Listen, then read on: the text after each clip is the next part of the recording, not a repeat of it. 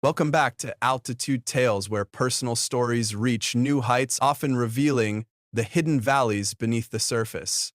Today, we're joined by Ben, who navigated a complex family dynamic, particularly with his older brother, only to discover the foundation of their relationship was not what it seemed.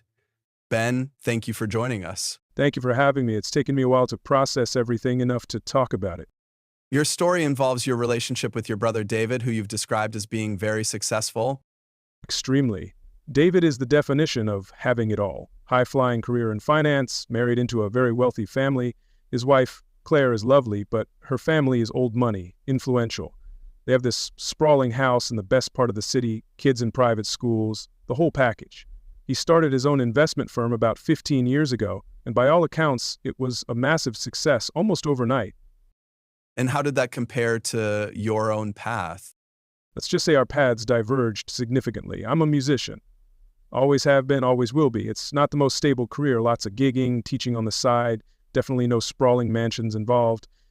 David, he never overtly mocked my choices, but there were always subtle digs. Comments about getting a real job, pitying looks when I talked about a tour van breaking down. Always positioning himself as the responsible one who made something of himself. The self-made man. Did your parents play into that dynamic at all? Looking back, yes, they were proud of me in their way, but they beamed about David. They'd talk about his company's latest triumph, Claire's family connections, the fancy charity galas. My gigs or small successes were met with a polite, "Oh, that's nice, dear." David could be condescending towards me, even in front of them, and they'd just smooth it over, saying he was just looking out for me or stressed from work. He became quite distant after his big success, too. Always too busy for casual family things, especially if I was involved. This dynamic continued until your parents passed away recently?